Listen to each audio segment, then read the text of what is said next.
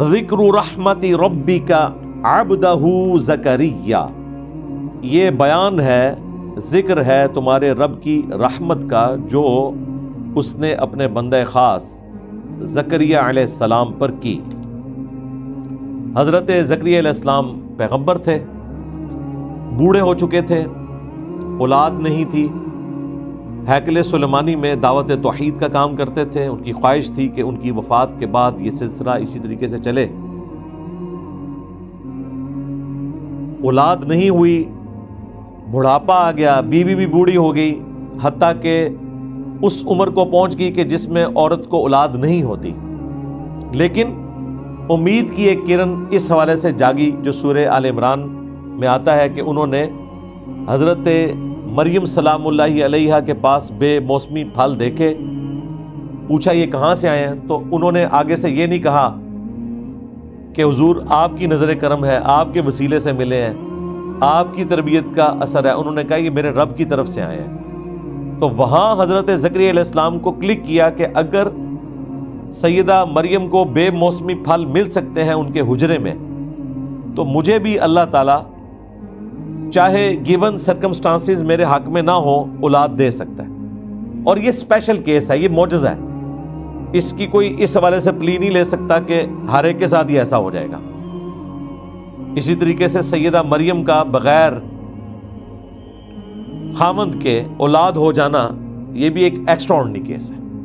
لیکن ایک امید اس حوالے سے ہے کہ اگر چانسز موجود ہوں اور ڈاکٹرز کہیں کہ دونوں طرف بات جا سکتی ہے تو اللہ کے حضور دعا تو ضرور کریں۔ اور حضرت زکریا علیہ السلام کی دعا اس میں کافی اس اعتبار سے ریکمینڈ کرتے ہیں وہ لوگ جن کا پرسنل ایکسپیرینس ہے اولاد نرینہ کے لیے۔ لیکن یہ حیران کن بات ہے کہ ہمارے لوگ اولاد نرینہ یعنی بیٹا مانگتے ہیں کہ وہ بڑھاپے کا سہارا بنے گا۔ حضرت زکریا علیہ السلام بیٹا اس لیے مانگ رہے ہیں کہ وہ دعوت توحید کا کام کریں۔ ویسے تو لوگ جذباتی طور پر کہہ دیتے ہیں کہ جی میں نے اس کو اسلام کا مجاہد بنانا ہے۔ اسلام کا مجاہد کوئی نہیں بناتا۔ سب سے پہلے ماں باپ سامنے آتے ہیں اگر جوان لڑکا داڑھی رکھ لے۔ بچپن میں تو کہتے ہیں میں نے انشاءاللہ اسے مجاہد بنانا ہے۔ مجاہد کوئی نہیں بنانا ہوتا، وہ تو 24 گھنٹے کی زندگی اسلام کے مطابق گزارنے کے اعتبار سے راضی نہیں ہوتے ہیں، تو مجاہد کہاں بنانا ہے؟ بہرحال حضرت زکریا علیہ السلام پر جو اللہ تعالیٰ نے رحم فرمایا، خاص فضل فرمایا، اس کا ذکر ہے۔ اذ نادا ربہ نداء خفیا، جب اس نے اپنے رب کو پکارا چپکے چپکے، یعنی اکیلے بیٹھ کر اپنے رب کے حضور آہوزاری کی۔ اور کیا الفاظ ہیں؟ قال رب انی وہن العظم منی، انہوں نے کہا کہ اے میرے رب میری یہ حالت ہے کہ میں کمزور ہو چکا ہوں اور میری ہڈیاں بوسیدہ ہو چکی ہیں۔ واشتعل الرأس شیبا، اور سفیدی سے میرا سر چمک اٹھا ہے، یعنی بوڑھا ہو چکا ہوں۔ وَلَمْ أَكُمْ بِدُعَائِكَ رَبِّ شَقِيًّا، اور آج تک کبھی بھی میں تجھ سے دعا کر کے محروم نہیں لوٹایا گیا، مجھے تجھ سے ہی امید ہے۔ آپ دیکھیں پیغمبر جو کچھ مانگتے ہیں وہ اپنے رب سے مانگتے ہیں، کوئی کسی کو کچھ نہیں دے سکتا۔ سورہ الشورى کے اینڈ میں آیا، اللہ تعالیٰ فرماتا ہے کہ اللہ ہی ہے جسے چاہتا ہے بیٹے دیتا ہے، جسے چاہتا ہے بیٹیاں دیتا ہے، جسے چاہتا ہے دونوں دیتا ہے، اور جسے چاہتا ہے بے اولاد رکھتا ہے۔ پیغمبر بھی دیکھیں خود کچھ نہیں کر سکتے، وہ اپنے رب سے دعا کرتے ہیں کہ اے اللہ تو نے ہی اولاد دینی ہے، ہمارے اختیار میں نہیں ہے۔ اور یہاں پر آپ دیکھیں مشہور ہے کہ جی وہ عبد القادر جیلانی نے 7 بیٹے دے دیے اس عورت کو جس کی تقدیر میں اولاد ہی نہیں تھی۔ یہ کہاں سے پتہ چلا؟ ایک اور بزرگ نے بتایا۔ یہ عقائد ہیں ان لوگوں کے کہ جن کی کتاب سراپا توحید ہے۔ وَإِنِّي خِفْتُ الْمَوَالِيَ مِنْ وَرَائِي، اور مجھے اس چیز کا خدشہ ہے اپنے رشتہ داروں سے جو بے دین لوگ ان میں ہیں، سارے تو ایمان والے نہیں تھے. ان سے میں خدشہ رکھتا ہوں کہ یہ میری دعوت کو وہ تو نہیں آگے لے کر چلیں گے اور وہ باتیں بھی کریں گے کہ اس کی دعوت کو آگے لے کے چلنے والا کوئی نہیں, جس طرح ہمارے نبی کے لیے بھی کہتے تھے کہ یہ دم کٹا رہے گا. تو اللہ تعالیٰ نے نبی اسلام کو خیر کثیر عطا فرمائی. انا اعطیناک الکوثر فصل لربک وانحر ان شانئک هو الابتر. بے شک آپ کا دشمن دم کٹا رہے گا, اس کی آگے کوئی نسل نہیں چلنی ہے. آج ابو جہل کی کوئی اولاد دنیا میں موجود نہیں ہے, لیکن نبی الاسلام کی اپنی اولاد اور بنو ہاشم دنیا میں کروڑوں کی تعداد میں موجود ہے. تو مجھے خطرہ ہے اپنے شریکوں سے. بیسیکلی یہ رشتہ دار وہی شریک جو آپ کے ساتھ اس رشتے میں بھی شریک ہوتے ہیں کہ وہ باتیں بنائیں گے اور میری دعوت جو ہے یہ رک نہ جائے. وَكَانَتِ امْرَأَتِي عَاقِرًا, اور حالت یہ ہے کہ میری بیوی بانجھ ہے, بوڑھی ہو چکی بھی ہے. جب تک یہ پیریڈز کا سلسلہ رہتا ہے عورتوں میں آلموسٹ 45 سے 50 ایئرز تک, ایکسٹراڈنری کیس میں 52 53, ادروائز 50 سے نیچے ہی یہ سلسلہ ختم ہو جاتا ہے. اس کے بعد اولاد ہونے کے چانسز نہیں رہتے, اور یہاں پر تو 70-80 کے قریب ان کی ایج تھی. فَهَبْ لِي مِن لَّدُنْكَ وَلِيًّا, پس مجھے اپنے پاس سے ایک وارث عطا فرما. اور وہ وارث کیسا ہوگا؟ یرثنی و یرث من آل یعقوب, جو میرا وارث بھی بنے گا اور اولاد یعقوب کا بھی. اولاد یعقوب چونکہ حضرت زکریا علیہ السلام خود بنو اسرائیل میں سے تھے. اسرائیل جو ہے لقب ہے حضرت یعقوب علیہ السلام کا.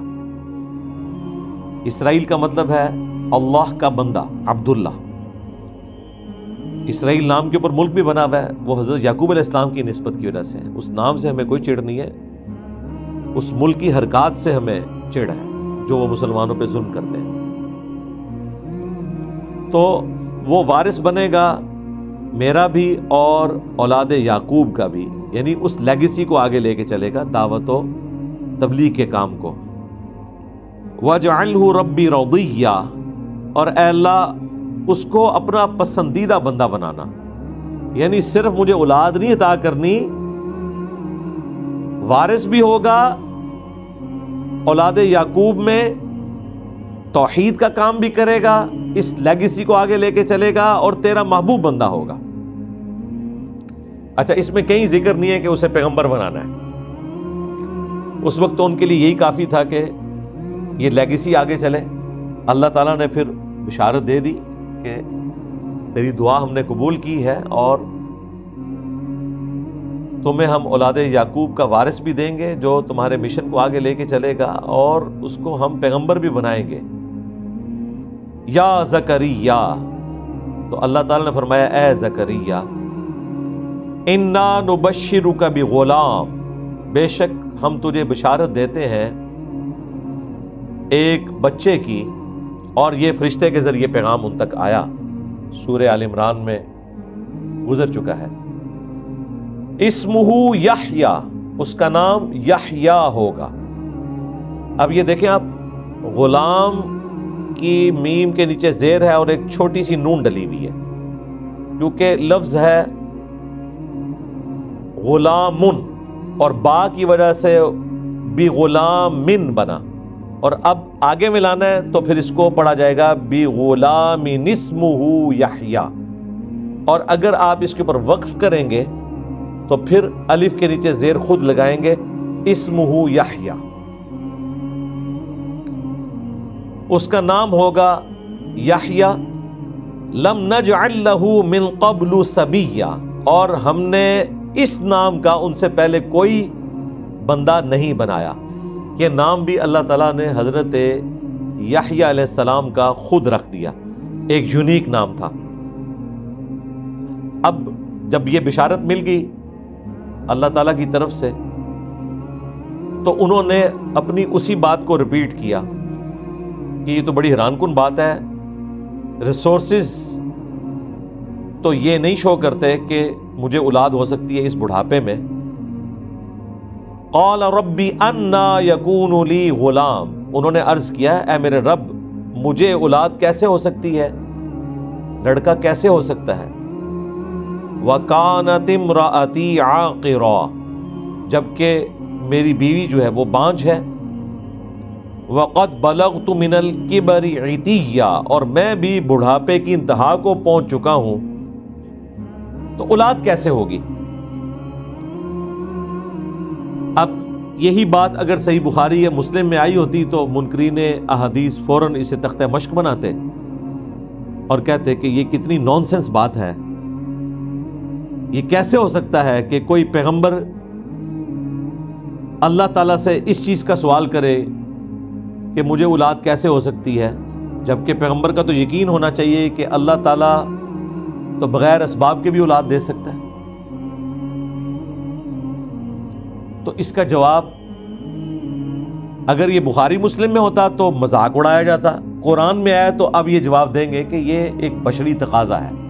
انسان کے اندر جو ایک جستجو ہوتی ہے نا کہ اچھا یہ کیسے ہو جائے گا، اللہ تعالیٰ مجھے اسی بیوی سے اولاد دے گا، یا مجھے بڑھاپے میں کوئی نئی شادی کرنی ہوگی، یا مجھے اس بڑھاپے میں جوانی کی طرف لوٹایا جائے گا، یہ ہوگا کیسے. یہ تو انسان کے اندر ایک جستجو ہے نا. تو اس کی وجہ سے انہوں نے یہ سوال کیا، اور بعد کی آیات اسے سپورٹ بھی کرے گی. یہ بات میں اس لیے ذکر کر رہا ہوں کہ اس قسم کے واقعات جب احادیث میں آتے ہیں تو منکرین احادیث اس کا مذاق اڑانا شروع کر دیتے ہیں، یہ کیسے ہو سکتا ہے. اب قرآن حکیم میں بڑے حیران کن واقعات ہیں. مثلا ایک واقعہ جو آیا سورۃ القصص میں، سورہ طٰہٰ کے اندر، سورۃ الاعراف میں تفصیل کے ساتھ موسیٰ علیہ السلام کا ذکر ہے اور ان کی قوم کے جو معاملات ہیں. انہی صورتوں میں ذکر ہوا کہ جب بنی اسرائیل نے موسیٰ علیہ السلام کے کوہ طور پر جانے کے بعد ان کی غیر موجودگی میں بچھڑے کو خدا بنا لیا، واپسی پہ حضرت موسیٰ علیہ السلام آئے تو انہوں نے اپنے بڑے بھائی حضرت ہارون علیہ السلام کو سر اور داڑھی کے بالوں سے پکڑ کے گرا لیا غصے سے، حالانکہ ان بیچاروں کا قصور کوئی نہیں تھا. لیکن موسیٰ علیہ السلام اس وقت جلال کی کیفیت میں تھے کہ یہ سب کچھ کر رہے تھے، تم میرے پیچھے کیوں نہیں آئے. تو انہوں نے کہا کہ اے میرے ماں جائے، رحمی رشتے کا حوالہ دیا کہ ہم ایک ماں سے پیدا ہوئے ہیں، میری داڑھی اور سر کے بالوں کو چھوڑ دو. میں تمہارے پیچھے اس لیے نہیں آیا کہ تم نے پھر یہ کہنا تھا کہ تم ان کو اس حالت میں چھوڑ کے میرے پاس کیوں آ گئے ہو. کوشش کرنی تھی کہ انہیں اس کام سے روکتے، تو میں اس وجہ سے نہیں آیا، میں فتنے کے ڈر کی وجہ سے نہیں آیا. لیکن یہ ایک غیر معمولی بات ہے کہ ایک پیغمبر نے دوسرے پیغمبر کی داڑھی پکڑی اور سر کے بال پکڑے. تو یہ بشری معاملہ ہے، ہو سکتا ہے. اسی طریقے سے اگر قرآن میں آیا ہے محمد رسول اللہ والذین معہ اشداء علی الکفار رحماء بینہم، محمد اللہ کے رسول ہیں اور ان کے جو ساتھی ہیں وہ کافروں پر سخت ہیں اور آپس میں نرم دل ہیں. تو لوگ کہتے ہیں کہ جی اگر آپس میں نرم دل ہیں تو یہ بخاری مسلم کی حدیثیں جن میں ذکر ہے کہ صحابہ کرام میں جنگیں ہوئیں، یہ ساری فراڈ ہیں، کیونکہ قرآن تو کہہ رہا ہے کہ آپس میں نرم دل ہیں. تو وہ عمومی رویہ ہے، جنگیں ہونا اس رحم دلی کو ختم نہیں کرتا، وہ ایک اسپیسیفک معاملہ ہے. ریٹ آف دی گورنمنٹ کو اسٹیبلش کرنے کے لیے ایسے معاملات کرنے پڑتے ہیں. ان کا ذکر بھی سورہ الحجرات میں موجود ہے. اگر مسلمانوں کا کوئی گروہ باغی ہو جائے تو اس کے خلاف قتال کرو یہاں تک کہ وہ توبہ پر آمادہ ہو. تو پک اینڈ چوز نہیں کرنا چاہیے. حضرت موسیٰ علیہ السلام کا ہارون علیہ السلام کی داڑھی اور سر کے بالوں سے پکڑ کے انہیں زمین پہ گرانا، اور اس میں تو 7 الفاظ ہیں کہ انہوں نے تورات کی تختیاں جو تھی وہ بھی زمین پہ ڈال دیں. اب پاکستان کے قانون میں تو انہوں نے 295C لگا دینی تھی کہ وہ تو تورات کی تختیاں، اور وہ بھی انسان کی لکھی ہوئی نہیں، وہ اللہ تعالیٰ نے انگریوڈ دی تھیں، وہ تختیاں تھیں جن کے اوپر کندہ ہوئی تھی تورات، زمین پہ ڈال دی، کوئی گستاخی نہیں ہوئی. قرآن میں ذکر ہے، بخاری مسلم میں ہوتا تو انہوں نے مذاق اڑانا تھا. تو ان مواقع کے اوپر میں یہ دماغ کھولتا ہوں کہ قرآن پاک میں جب واقعات آتے ہیں تو ان کی تعویل کی جاتی ہے، احادیث کا مذاق اڑایا جاتا ہے. تعویل دونوں طرف ہونی چاہیے. اگر کوئی چیز ایسی ہے جس کی تعویل ممکن ہے تو اسے تختہ مشق بنا کر اس کا انکار نہیں کرنا چاہیے. تو حضرت زکریا علیہ السلام نے کہا کہ میں بوڑھا ہوں، میری بیوی بانجھ ہے، تو کیسے اولاد ہو سکتی ہے؟ تو فرشتے نے اللہ تعالیٰ کی طرف سے جواب دیا، قال کذالک، فرمایا یوں ہی ہوگا. قال ربک هو علی ہین، انہوں نے کہا کہ جو تیرا رب ہے اس کے لیے یہ معاملہ بہت آسان ہے.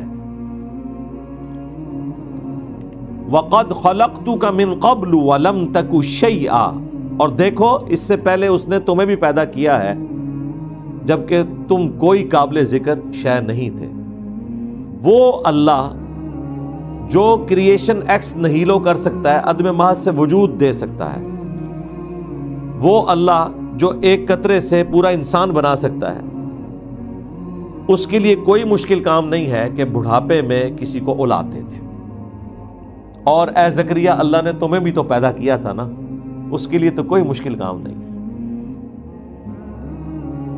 قال رب اجعل لی آیہ، تو انہوں نے عرض کی اے میرے رب میرے لیے کوئی پھر نشانی مقرر کر دے، یعنی مجھے پتہ چل جائے کہ یہ اب وہ وقت قریب آ چکا ہے کہ مجھے اولاد ملے گی.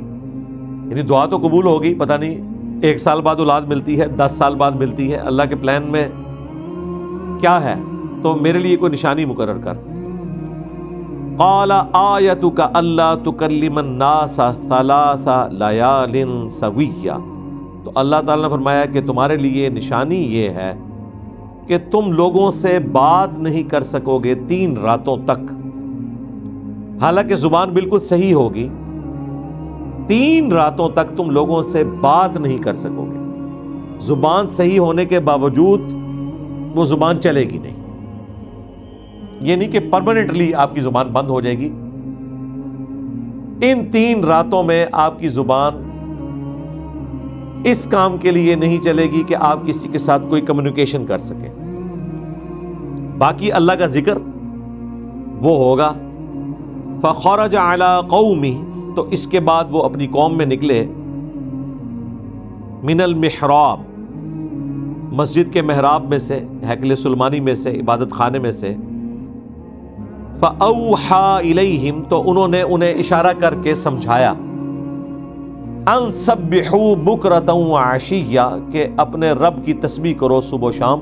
یعنی اللہ تعالیٰ کی طرف سے بہت بڑا فیصلہ ہونے والا ہے، اللہ کو یاد کرو. سورہ آل عمران میں آتا ہے کہ انہوں نے اشارے کے ذریعے یہ گفتگو کی. یہاں پر بھی آ رہا ہے کہ اشارے کے ذریعے انہوں نے سمجھایا. وہاں پر تھا کہ تم کلام نہیں کر سکو گے مگر اشاروں کے ساتھ. یہاں صرف اتنا آیا کہ تمہاری زبان 3 راتوں تک نہیں چلے گی. اور پھر ساتھ ذکر آ گیا کہ انہوں نے اشارہ کیا کہ اللہ کو یاد کرو، یعنی اللہ کے بہت بڑے فیصلے کے دن قریب آنے والے ہیں کہ مجھے اللہ تعالیٰ اولاد یعقوب کا وارث دینے والا ہے جو اس دعوت کے کام کو آگے لے کے چلے گا. تو صبح و شام تم اللہ تعالیٰ کی تسبیح بیان کرو. بس یہاں پر یہ واقعہ مکمل ہوا اس حوالے سے کہ اللہ تعالیٰ نے حضرت زکریا علیہ السلام کو اولاد دے دی، یحییٰ علیہ السلام. اب یحییٰ علیہ السلام کے لیے اللہ تعالیٰ کی طرف سے وحی ہے، یا یحییٰ، اے یحییٰ، خذ الکتاب بقوہ، کتاب کو مضبوطی سے پکڑ لو. دیکھ لیں وقت کے پیغمبر کو بھی یہ کہا جا رہا ہے کہ آپ نے کتاب کے اوپر چلنا ہے. اور ظاہر ہے ان کے لیے کتاب جو ان سے پہلے نازل ہوئی ہوئی تھی اسے پکڑنے کا حکم آیا. الگ سے انہیں کوئی کتاب نہیں دی گئی تھی. جو کتاب موجود تھی، جو شریعت موجود تھی، آپ نے اس کو فالو کرنا ہے. اور وہ کون سی کتاب تھی؟ تورات تھی. تورات کو فالو کرنے کا حکم ملا. حضرت موسیٰ علیہ السلام کی ظاہر یہ لیگیسی آگے چل رہی تھی نا، وہ بھی بنی اسرائیل میں سے تھے. تو اے یحییٰ تم نے کتاب کو مضبوطی سے پکڑنا ہے. وَآتَيْنَاهُ الْحُكْمَ صَبِيًّا، اور ہم نے حضرت یحییٰ علیہ السلام کو بچپن ہی میں دانائی عطا فرمائی تھی، چھوٹی سی عمر میں ان کو ہم نے دانائی دے دی تھی۔ ویسے عموماً انبیاء کرام میچورٹی کی عمر کو جب پہنچتے ہیں نا تو انہیں اللہ تعالیٰ مبعوث کرتا ہے۔ حضرت موسیٰ علیہ السلام کو بھی 40 سال کی عمر میں مبعوث کیا، رسول اللہ صلی اللہ علیہ وآلہ وسلم کو بھی 40 سال کی عمر میں مبعوث کیا، لیکن یحییٰ علیہ السلام کو بچپن ہی میں اللہ تعالیٰ نے دانائی عطا فرما دی تھی، اور ان کے بارے میں باقی لوگوں کو پتہ چل گیا کہ یہ اللہ کے پیغمبر ہیں۔ ویسے تو تمام انبیاء اللہ تعالیٰ کی حفاظت میں ہوتے ہیں، مبعوث وہ اس وقت ہوتے ہیں جب اللہ تعالیٰ حکم فرماتا ہے۔ وَحَنَانًا مِن لَدُنَّا وَزَكَاةً، اور یحییٰ علیہ السلام کو ہم نے دل کی نرمی عطا کی تھی اپنی جانب سے، اور نفس کی پاکیزگی بھی، پرہیزگار تھے، بچپن ہی سے ان کی روش خوف خدا والی تھی۔ اب اسرائیلی روایتیں آپ پڑھیں تو بندہ حیران ہوتا ہے کہ اتنی چھوٹی عمر کا بچہ اتنا عبادت گزار، خوف خدا رکھنے والا، آہو بکا کرنے والا، گریہ و زاری کرنے والا اللہ کے حضور، وَكَانَ تَقِيًّا، اور وہ بڑے ہی پرہیزگار تھے۔ اور یہ تو حقوق اللہ والا معاملہ تھا، حقوق العباد کا بھی ذکر آیا، وَبَرًّا بِوَالِدَيْهِ،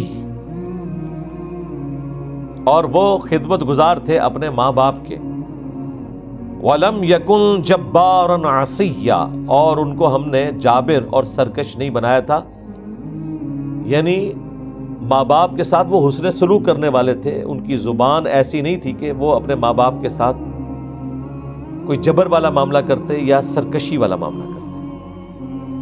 وَسَلَامٌ عَلَيْهِ، اور سلامتی ہو ان پر، یحییٰ علیہ السلام پر، یوم ولدا، جس دن وہ پیدا ہوئے، وَيَوْمَ يَمُوتُ، اور جس دن وہ مریں گے، وَيَوْمَ يُبْعَثُ حَيًّا،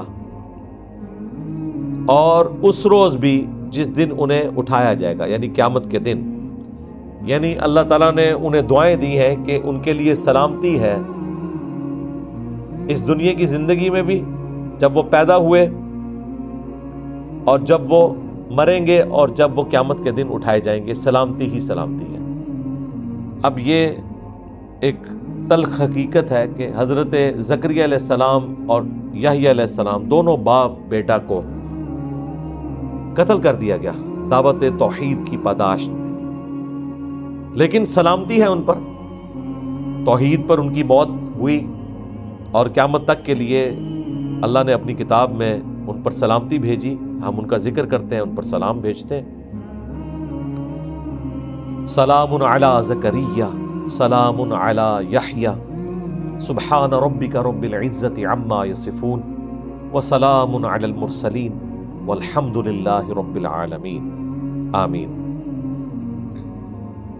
اب سیدہ مریم کا ذکر خیر ہونے جا رہا ہے اگلی آیات کے اندر۔ وَاذْكُرْ فِي الْكِتَابِ مریم، اور اے محبوب صلی اللہ علیہ وآلہ وسلم کتاب میں یاد کریں مریم کو، ان کا حال بیان کریں اس اللہ کی کتاب قرآن میں، اور ان سے بھی ذکر کریں۔ اِذِ انتبذت من اہلها مکانا شرقیا، جب وہ اپنے گھر والوں سے الگ ہو گئیں ایک مکان میں جو مشرق کی جانب تھا۔ یہ آج بھی حجرہ یروشلم میں موجود ہے، مشرقی کونا، اور یروشلم ایک ایسی جگہ ہے جو تینوں بڑے مذاہب کے لیے، چاہے مسلمان ہوں، کرسچنز ہوں، جیوز ہوں، ایک متبرک جگہ ہے۔ مسلمان اس لیے جاتے ہیں، وہ قبلہ اوسط ہے مسلمانوں کا، قبلہ اول نہیں ہے، یہ غلط العام ہے۔ قبلہ اول خانہ کعبہ ہے، کچھ عرصہ کے لیے بیت المقدس ہوا، اور پھر دوبارہ خانہ کعبہ ہو گیا، اور اس اعتبار سے بھی اہمیت کی حامل ہے وہ جگہ کہ نبی صلی اللہ علیہ وآلہ وسلم کا سفر معراج وہیں سے ہوا۔ اسی چٹان کے اوپر یہ گولڈن ڈوم بنایا گیا ہے، ڈوم آف دا راک، جسے لوگ سمجھتے ہیں یہ مسجد اقصیٰ ہے۔ مسجد اقصیٰ وہاں سے تقریباً 700 میٹر کے فاصلے پر ہے۔ آج کل اس کو قبلی ماسک کے نام سے یاد کیا جاتا ہے۔ نبی الاسلام کے زمانے میں مسجد اقصیٰ نام کی کوئی مسجد نہیں تھی۔ قرآن میں جو اقصیٰ ذکر ہے، اقصیٰ کہتے ہیں دور کی مسجد، اس زمانے میں اسے ایلیا، یروشلم، بیت المقدس یہ الفاظ استعمال ہوتے تھے۔ پھر حضرت عمر نے وہاں پہ قبلی ماسک بھی بنا دی، ورنہ تو اگر کوئی مسجد ہوتی تو اس کا نام اقصیٰ رکھا جاتا۔ تو وہ پورا جو پہاڑ ہے نا وہ حرم ہے۔ مسلمانوں کے لیے تیسرا حرم ہے مکہ اور مدینہ کے بعد۔ اسی کے اوپر وہ چٹان بھی موجود ہے جہاں سے نبی الاسلام معراج پہ تشریف لے گئے، اسی پہ وہ قبلی ماسک بھی موجود ہے، اور اسی کے کارنر کے اوپر وہ ہیکل سلیمانی کی ایک دیوار باقی ہے جو ٹائٹس نے 70 عیسوی میں حملہ کر کے یروشلم کو تباہ و برباد کیا تھا، اور جیوز کا ڈائسپورا شروع ہوا۔ اب جا کے کچھ انہیں سکون آیا تو انہوں نے دنیا میں بے سکونی شروع کروا دیا۔ تو ایک دیوار ابھی تک باقی ہے جسے ویلنگ وال کہتے ہیں، دیوار گریہ، جس کے سامنے وہ تورات پڑھ رہے ہوتے ہیں، اور ان کا ارادہ ہے کہ دوبارہ سے، بلکہ تیسری بار اب ہیکل سلیمانی تعمیر ہوگا، تھرڈ ٹیمپل اسے کہتے ہیں۔ تو یہ حرم کا نقشہ میں نے آپ کو بتایا، میں نے کئی ویڈیوز میں اسے ڈسپلے بھی کروایا ہوا ہے۔ جوز کے لیے اس لیے قابل احترام جگہ ہے، وہ ان کا قبلہ بھی ہے اور انبیاء کا مسکن بھی شام میں رہا۔ کرسچنز کے لیے اس لیے کہ سیدہ مریم نے وہاں عبادت کی، اور جو عیسیٰ ابن مریم کو سولی دینے کے لیے انتظامات کیے گئے تھے اور کرسچنز کے مطابق انہیں سولی دیا گیا، وہ جگہ بھی اسی جگہ پر ہے، یروشلم میں ہی۔ تو اس لیے تمام آسمانی مذاہب کے ماننے والے وہاں پر جاتے ہیں۔ یوٹیوب کے اوپر اگر آپ ویڈیوز دیکھیں تو آپ کو مکمل تعارف مل جائے گا کہ یہاں پہ حضرت عیسیٰ علیہ السلام کو سولی دیا گیا ان کے بقول۔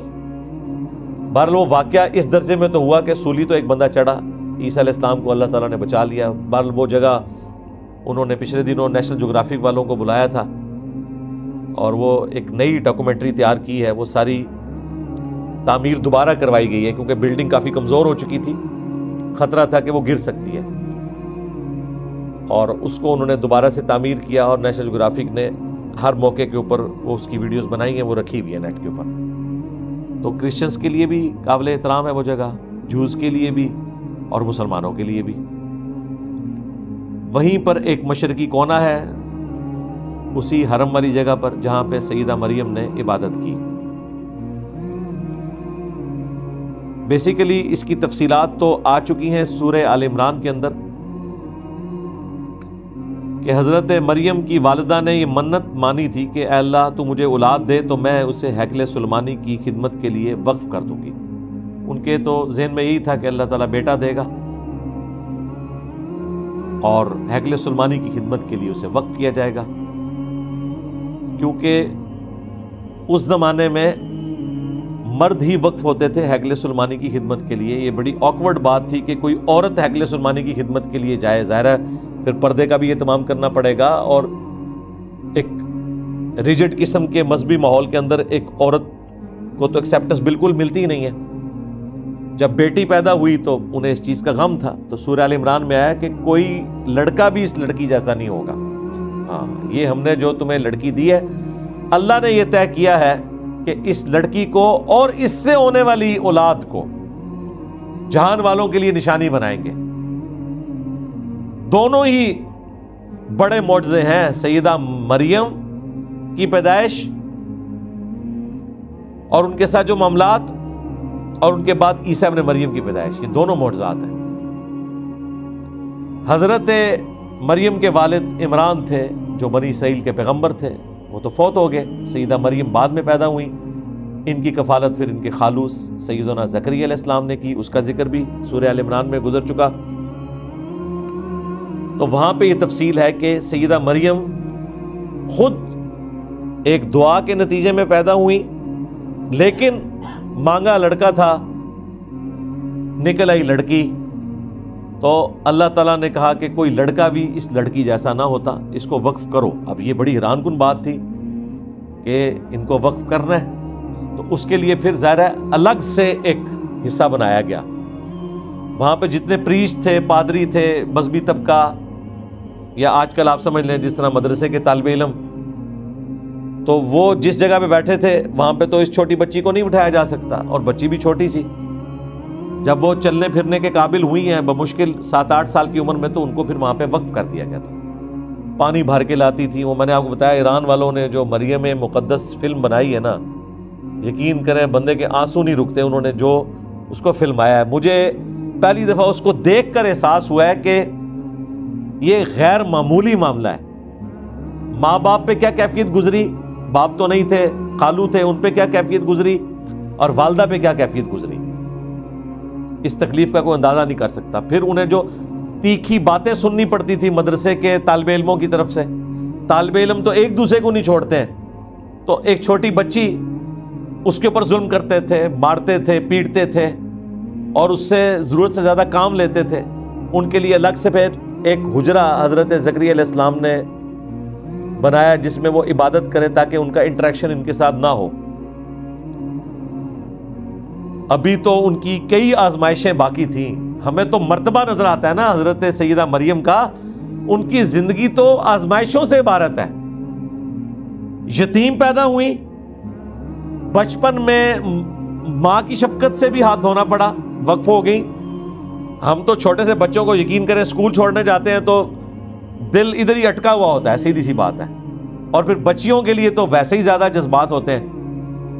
اور پھر اس کے بعد جو انہوں نے تکلیفیں کاٹی ہیں، لوگوں کی باتیں سنی ہیں، تو یہ مرتبہ حاصل کرنے کے لیے ہمیں تو لگتا ہے نا کہ جی انہیں اللہ تعالیٰ نے بغیر خاوند کے اولاد دی، تو انہیں جو باتیں سننی پڑی ہیں، جس تکلیف سے گزرنا پڑا، اس کا اظہار بھی آپ کو اس میں نظر آ جائے گا. اللہ تعالیٰ فرماتا ہے کہ وہ الگ ہو گئی ایک مکان میں جو مشرق کی جانب تھا، ایک حجرہ بنایا گیا. فَاتَّخَذَتْ مِن دُونِهِمْ حِجَابًا، پس بنا لیا انہوں نے لوگوں سے ہٹ کر ایک الگ پردے میں جگہ. اب اگلی آزمائش شروع ہو گئی ہے. فَأَرْسَلْنَا إِلَيْهَا رُوحَنَا، پس ہم نے ان کے پاس بھیجا اپنی طرف سے ایک روح، یعنی حضرت جبرائیل علیہ السلام کو، ہولی گوسٹ کہہ لیں، روح مقدس کہہ لیں، جبرائیل علیہ السلام. فَتَمَثَّلَ لَهَا بَشَرًا سَوِيًّا، تو وہ ان کے سامنے ایک انسان کی شکل میں ظاہر ہوئے ان کے حجرے کے اندر. ان کے حجرے میں کوئی مرد نہیں جاتا تھا. وہ جب حجرے میں عبادت کر رہی تھی تو انہوں نے دیکھا کہ ایک نوجوان سامنے آ کے کھڑا ہو گیا. اب دیکھیں کتنی پرہیزگار عورت تھی. قالت، انہوں نے کہا، انی اعوذ بالرحمن منک ان کنت تقیا، میں رحمان کی پناہ میں آتی ہوں، اگر تو واقعی پرہیزگار ہے تو میں اپنے آپ کو رحمان کی پناہ میں دیتی ہوں. اس کو بھی تنبیہ کی اور اس سے پناہ نہیں مانگی، اللہ سے پناہ مانگی. قال انما انا رسول ربک، تو حضرت جبرائیل نے پھر بتایا میں تو تیرے رب کا رسول ہوں، انسانی شکل میں آیا ہوں. ان کے لیے تو کوئی اٹریکشن نہیں کسی عورت میں. فرشتوں کا تو کوئی جینڈر ہی نہیں ہے، نہ مرد نہ عورت، ان کا تو جینڈر ہی کوئی نہیں ہے. انہیں تو کوئی لینا دینا نہیں اس چیز سے. تو انہوں نے کہا میں تیرے رب کا رسول ہوں. لِأَهَبَ لَكِ غُلَامًا زَكِيًّا، اور میں آیا ہوں تاکہ میں تمہیں عطا کروں ایک پاکیزہ فرزند. اب یہ واقعہ ہمیں انجیل میں بھی ملتا ہے، لیکن وہ جس انداز میں بیان ہوا ہے اور یہ جس انداز میں بیان ہوا ہے، زمین و آسمان کا فرق ہے. اسی لیے جیمی سوگارڈ کے ساتھ جب مناظرہ ہوا تھا احمد دیدار صاحب کا، تو انہوں نے کہا کہ آپ اسے پڑھو اور پھر بتاؤ آپ اپنے بچوں کو اس واقعے کا وہ ورژن دو گے جو قرآن میں موجود ہے، یا وہ جو تمہاری انجیل میں موجود ہے کہ وہ جو لڑکا ہے وہ ڈھانپ لیتا ہے سیدہ مریم کو، اور یعنی وہ اس طریقے سے اسے پریزنٹ کیا ہے جو ایک مرد و عورت کا ایک تعلق والا معاملہ ہے، اس طریقے سے اسے پریزنٹ کیا. حالانکہ ایسا نہیں تھا، بس سامنے آئے تھے، بشارت دی، خوشخبری لے کر آئے تھے. یہاں پر وہ چیز بھی کلیئر ہوگی کہ نبی علیہ السلام سے پہلے غیر انبیاء کی طرف بھی فرشتے آ جایا کرتے تھے، انہیں بھی کشف ہو جاتا تھا، الہام ہو جاتا تھا. اگرچہ یہ ایک بہت ایکسٹراڈنری کیس ہے حضرت موسیٰ علیہ السلام کی والدہ اور عیسیٰ علیہ السلام کی والدہ کا، چونکہ وہ پیغمبروں کی مائیں تھیں، ان کے ساتھ تو ایک کیس ہوا. ان کے سوا بھی کیس ہو جایا کرتا تھا کہ غیر نبی سے بھی فرشتہ کلام کر لیتا تھا، لیکن ختم نبوت کی برکت سے اب یہ معاملہ اس امت میں بین ہو چکا ہے. تو حضرت جبرائیل علیہ السلام نے کہا کہ میں تمہیں بشارت دینے والا ہوں ایک پاکیزہ بچے کی. اس میں الفاظ ہیں تاکہ میں تمہیں عطا کروں ایک پاکیزہ فرزند. اب دیکھیں دین تصوف کے ماننے والوں نے اس میں سے نکالا کہ اگر حضرت جبرائیل بیٹا دے سکتے ہیں تو پیر بھی بیٹا دے سکتے ہیں، اور انہوں نے ظاہری الفاظ پکڑے کہ میں آیا ہوں اس لیے کہ تاکہ تمہیں بیٹا دوں. بیٹا دوں سے مراد یہ ہے کہ بیٹے کی بشارت دوں، کیونکہ بعد میں آ رہا ہے کہ وہ اللہ نے دینا ہے. حضرت جبرائیل علیہ السلام تو کسی کو بیٹا نہیں دے سکتے، وہ تو صرف وہی لے کر آئے تھے. تو ظاہری الفاظ کو اٹھاتے ہیں، پورا کانٹیکسٹ چھوڑتے ہیں اور کہتے ہیں کہ حضرت جبرائیل بیٹا دیتے ہیں. بالکل ایسا نہیں ہے. قالت انا یکون لی غلام، تو سیدہ مریم نے کہا کہ مجھے بیٹا کیسے ہو سکتا ہے. وَلَمْ يَمْسَسْنِي بَشَرٌ وَلَمْ أَكُ بَغِيًّا، جبکہ مجھے کسی مرد نے آج تک ہاتھ نہیں لگایا شوہر کی حیثیت سے، اور نہ ہی میں کوئی بدکار عورت ہوں. اور اللہ تعالیٰ کا طریقہ ہے کہ مرد و عورت کے ازدواجی تعلق کے بغیر نسل انسانی یوں نہیں چلتی، تو مجھے اولاد کیسے ہو جائے گی. اب یہ ایک ایکسٹراڈنری چیز تھی. تو حضرت جبرائیل علیہ السلام نے کہا قال کذالک، انہوں نے کہا ایسا ہی ہوگا. قال ربک هو علی ہین، تو انہوں نے کہا کہ تیرے رب کے لیے یہ کرنا بہت آسان ہے. یہ سیم وہی الفاظ ہیں جو حضرت زکریا علیہ السلام کے کیس میں فرشتے نے کہا تھا جب انہوں نے کہا، پیچھے گزر چکا کہ میں بوڑھا ہو چکا ہوں، میری بیوی بانجھ ہے، تو کہا کہ اسی طریقے سے ہوگا اور یہ اللہ کے لیے آسان ہے. تو دونوں ہی معجزانہ پیدائشیں ہیں، حضرت یحییٰ علیہ السلام کی بھی اور حضرت عیسیٰ علیہ السلام کی بھی. اور یحییٰ علیہ السلام جو ہیں وہ عیسیٰ ابن مریم کی تصدیق کرنے والے ہیں، ایک زمانے میں ہوئے ہیں اور آپس میں رشتہ بھی ہے، خالہ زاد بھی لگتے ہیں. تو یہاں پہ بھی حضرت مریم کو فرشتے نے کہا اللہ کے لیے بہت آسان ہے. وَلِنَجْعَلَهُ آیَةً لِلنَّاسِ، اور ہم تیرے بیٹے کو معجزانہ طور پر ایک نشانی، قدرت کا ایک معجزہ بنائیں گے انسانیت کے لیے. وَرَحْمَةً مِنَّا، اور اپنی طرف سے سراپا رحمت. وَكَانَ أَمْرًا مَقْضِيًّا، اور یہ ایک ایسی بات ہے جس کا فیصلہ ہو چکا ہے، یہ اللہ کی تقدیر میں طے پا چکا ہے کہ آپ کو معجزانہ طور پر اولاد دی جائے گی، اور یہ اولاد انسانیت کے لیے ایک نشانی ہوگی. اللہ تعالیٰ کا ایک پلان تھا کہ ہم نے ایک انسان ایسا بھی پیدا کرنا ہے کہ جس کی ماں ہو اور باپ نہ ہو. ویسے تو آدم علیہ السلام کے کیس میں ان سے بھی بڑا ورژن ہے، ان کی تو ماں اور باپ دونوں نہیں تھے. ان کو تو اللہ تعالیٰ نے خاص اپنے ہاتھوں سے بنایا جیسا کہ ہاتھ اس کی قدرت کے لائق ہیں. ہم اس کے لیے یوں تشبیہ بھی بیان نہیں کرتے. اپنی طرف سے روح پھونکی. اسی لیے سورہ آل عمران میں اللہ تعالیٰ نے کرسچنز کو سمجھاتے ہوئے کہا ہے کہ عیسیٰ کی مثال اللہ کے حضور آدم کی سی ہے کہ اس کو ہم نے مٹی سے بنایا، کن فیکون ہو گیا. تو اللہ تعالیٰ کے لیے کوئی مشکل نہیں ہے. اگر آدم علیہ السلام اللہ کے بندے ہیں، جن کو کرسچنز بھی کہتے ہیں کہ وہ اللہ کے بندے ہیں، تو عیسیٰ ابن مریم بدرجہ اولا اللہ کے بندے ہیں، کیونکہ آدم علیہ السلام کی ماں اور باپ دونوں کو ہی نہیں تھے. عیسیٰ علیہ السلام کی پھر بھی ماں تھی، اور انہوں نے 9 مہینے کا پیریڈ ماں کے پیٹ میں گزارا، جو ایک نیچرل پروسیس ہے. ایک مسنگ ایلیمنٹ تھا باپ والا، وہ اللہ تعالیٰ کی طرف سے خاص ایک روح تھی. اسی لیے سورۃ النساء میں آیا کہ عیسیٰ ابن مریم روح من ہے، اللہ کی خاص روح ہے۔ ویسے تو ہمارے اندر بھی اللہ کی روح ہے، روح سے مراد اللہ کی مخلوق روح، لیکن عیسیٰ ابن مریم خاص روح ہے کیونکہ وہاں باپ والا ایلیمنٹ مسنگ ہے، وہ خاص روح ہے کہ صرف ماں سے پیدا ہوئے اور جہان والوں کے لیے ان کو نشانی بنانا تھا۔ ابھی یہ واقعہ آگے چلے گا، وہ نشانی کیسے بنے۔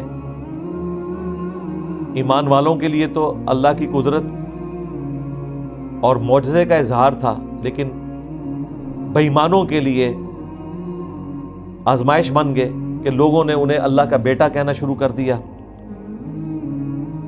ایک ایکسٹریم پہ یہ کرسچنز آ گئے، دوسری ایکسٹریم پہ جیوز آئے جنہوں نے نعوذ باللہ سیدہ مریم کے اوپر الزام لگایا کہ یہ بدکار ہیں، اس وجہ سے یہ سارا معاملہ ہوا ہے۔ وہ دوسری ایکسٹریم کو چلے گئے۔ عیسیٰ ابن مریم انسانیت کے لیے بہت بڑی آزمائش بن گئے، اللہ کا معجزہ بھی ہے، آزمائش بھی۔ جیوز ان کا انکار کر کے تباہ ہو گئے اور کرسچنز ان کی شان میں غلو کر کے تباہ ہو گئے۔ اسی لیے مسند احمد میں حدیث ہے، مشکات میں موجود ہے، اس کو سپورٹیو فضائل صحابہ احمد بن حنبل کی کتاب میں صحیح سند سے روایت موجود ہے کہ سیدنا علی کو نبی علیہ السلام نے فرمایا تھا تیری مثال میری امت میں عیسیٰ ابن مریم کی سی ہے۔ یہودی ان کا انکار کر کے تباہ و برباد ہو گئے اور کرسچنز ان کی شان میں غلو کر کے تباہ و برباد ہو گئے۔ یہاں پر بھی سیدنا علی سے بغض رکھ کر ناصبی اور خارجی گمراہ ہوئے اور ان کی شان میں غلو کر کے رافضی گمراہ ہو گئے۔ اس میں نہ تو حضرت علی کا قصور ہے اور نہ ہی عیسیٰ ابن مریم کا قصور ہے۔ جو بھی ایکسٹراڈنری پرسنالٹیز ہوتی ہیں ان کے ساتھ پھر یہ چیزیں جڑ جاتی ہیں کہ لوگ ان کے بارے میں اس طرح کی چیزیں کلیم کرنا شروع کر دیتے ہیں۔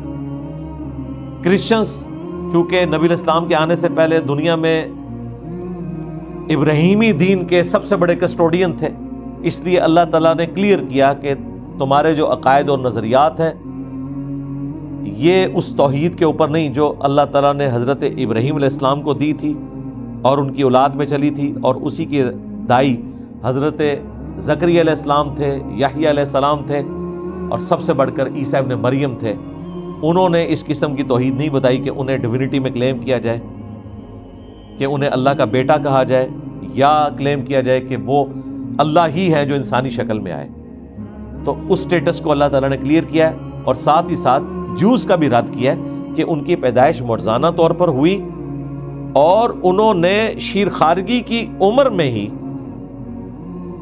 اتنی چھوٹی عمر میں جب بچہ بول نہیں سکتا، یہودیوں کے پادریوں کے سامنے کلام کیا، نہ صرف کلام کیا بلکہ یہ بتایا کہ میں اللہ کا بندہ ہوں، مجھے اللہ نے کتاب دی ہے، اور اپنی ماں کے ساتھ حسن سلوک کرنے کا حکم دیا ہے۔ سلام ہو مجھ پر اس دن جس دن میں پیدا ہوا، جس دن میں مروں گا اور جس دن اٹھایا جاؤں گا۔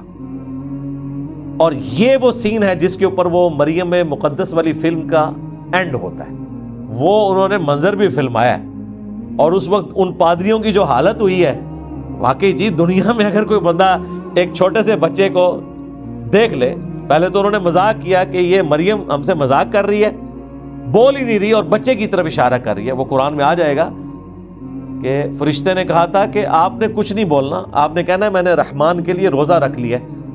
اگلی شریعتوں میں چپ کا روزہ رکھنا بھی جائز تھا، اس شریعت میں وہ حرام ہے چپ کا روزہ۔ یہاں بعض اوقات لوگ کہتے ہیں میں نے چپ کا روزہ رکھا ہوا ہے، اور کئی بزرگوں کے بارے میں کلیم کرتے ہیں جی چپ کا روزہ اتنا عرصہ رکھا، حرام ہے، اس شریعت میں نہیں ہے، اگلی شریعتوں میں تھا۔ تو کہنا میں نے رحمان کے لیے منت مانی ہے، میں نے روزہ رکھا ہے، بچے کی طرف اشارہ کیا، بچہ بول پڑا۔ اور دیکھیں بدبختی علماء یہود کی، انہوں نے اپنی آنکھوں سے یہ منظر دیکھا، اس وقت مان بھی گئے کہ یہ وہی پیغمبر ہے جس کا ذکر ہماری کتابوں میں موجود ہے، لیکن وہی پیغمبر جب جوانی کی عمر کو پہنچ کر 25 سال کی عمر میں اسی یروشلم میں آ کر بیت المقدس میں لوگوں کو توحید کی طرف بلا رہے ہیں، یہ وہی پادری اور مولوی ان کے دشمن بن گئے اور کہا کہ اس کی تو اصل میں خطا ہے، نعوذ باللہ، اس کا تو باپ ہی نہ معلوم ہے، نعوذ باللہ، حالانکہ وہ دیکھ چکے تھے، صرف اپنی چودراہٹ کو بچانے کی خاطر اس پہ میں یہ جملہ بولتا ہوں کہ مولوی اینی پیڑی شیو ہے کہ پیغمبر بھی آ جائے نا تے اے پیغمبر دی گل بھی نہیں منتے، میری تو اڑی گل کتوں مننی ہے انہوں نے۔ مولوی اتنی بری چیز ہے کہ اگر پیغمبر بھی آ جائے عیسیٰ ابن مریم کی شکل میں، اور آیا کافروں میں نہیں ہے، مسلمانوں میں آیا ہے، جیوز مسلمان ہی تھے نا ان کا انکار کرنے سے پہلے، تو جیوز کے پادریوں نے پیغمبر کی بات ماننے سے انکار کر دیا، اپنی پوسٹ نہیں چھوڑی۔ آپ یہ گمان کرتے ہیں کہ ہمارے آج کل کے جو یہ مسلمانوں کے علامے ہیں بڑے بڑے، یہ قرآن و سنت ہمارے بتانے کے اوپر قبول کر لیں گے؟ ان کے بڑوں نے تو عیسیٰ ابن مریم کی بات نہیں مانی ہوئی ہے۔ تو قرآن حکیم کا یہ واقعہ ہمیں اس اعتبار سے بھی ڈھارس دیتا ہے کہ اگر کوئی آپ کی بات نہیں سنتا، الٹا آپ کے اوپر جھوٹے الزامات لگاتا ہے، تو آپ یاد کریں کہ عیسیٰ ابن مریم کو مسلمانوں کے مولویوں نے اس زمانے کے ماننے سے انکار کر دیا تھا، حالانکہ وہ پیغمبر تھے۔ ہم تو پیغمبر کے ڈاکیے ہیں، اگر ہمارا کوئی انکار کرتا ہے تو یہ کوئی نئی بات نہیں ہے، تاریخ میں اس سے بڑے واقعات ہو چکے ہیں۔